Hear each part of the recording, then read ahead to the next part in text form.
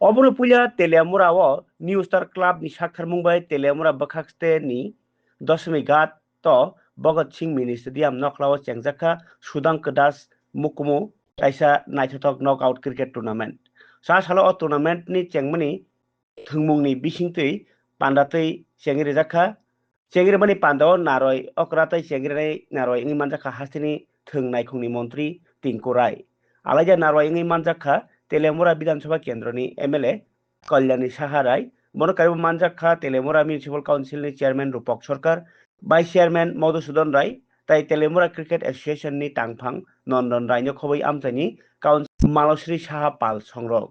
O jugali mungno bolaikha tai bongni thinangotebo kotor batai mung loajinani bo kobokha MLA Kalyani Rai Kognarna thangai. বলতে পারবে না যে অর্থের অভাবে কোনো মেধা ছাত্রছাত্রী যে পড়াশোনা করতে পারছে না।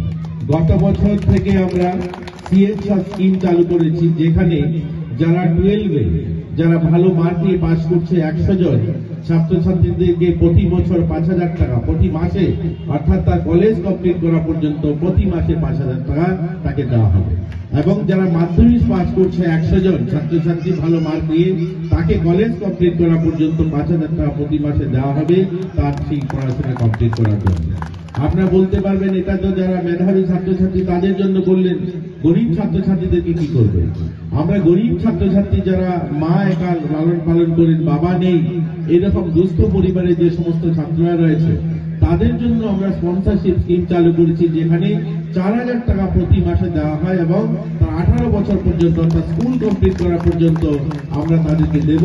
এবং এই সংখ্যাটাও আপনারা শুনলে অবাক হবেন যে গত 1 বছরে আমরা 4,000-এর উপরে এরকম ছাত্রছাত্রীকে আমরা দিয়েছি, যার 18 বছর পূর্ণ হওয়া পর্যন্ত তাকে ফাইন্যান্সিয়াল সাপোর্ট করা হবে। তিনি মানা করেছেন, তিনি বলেছেন যিনি আমাদের এই তেলিয়ামুড়ার গর্ব, তেলিয়ামুড়া ক্রিকেট প্রেমী মানুষের যিনি আইডল ছিলেন, যিনি নক্ষত্র ছিলেন, যিনি দীর্ঘ সময় ত্রিপুরা ক্রিকেট অ্যাসোসিয়েশনের হয়ে রঞ্জি খেলেছেন অনেকগুলো ম্যাচ, ওনার নামে সেই প্রান্ত দাস মহোদয়, ওনার নামে এই খেলাটাকে উৎসর্গিত করা হবে। দেখুন, খেলা শুধু ওনার নামে উৎসর্গিত করা নয়, এতে প্রমাণ করে যে ক্রীড়া প্রেমীদের বা ক্রীড়া যারা খেলোয়াড় রয়েছে তাদেরকে স্মরণ করা বা তাদেরকে সম্মান জানানো, এই যে ভাবনাটা এই সরকারের রয়েছে। আপনারা শুনলে খুশি হবেন, আমাদের রাজ্যের মাননীয় মুখ্যমন্ত্রী একজন ক্রীড়াপ্রেমী মানুষ, তিনিও খেলোয়াড় ছিলেন, তিনি দীর্ঘ সময় খেলার সঙ্গে যুক্ত ছিলেন।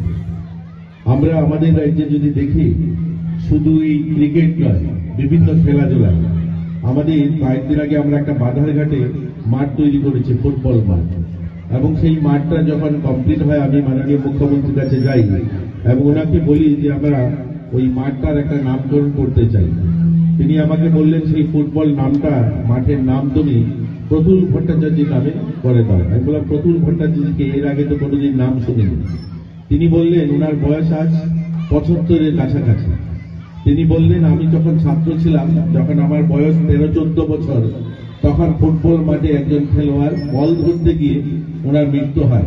এই উমাকান্তের মাঠে ওনার মৃত্যু হয়েছে বল ধরতে গিয়ে, ওনার নামে সেই মাঠটা করে দেয়।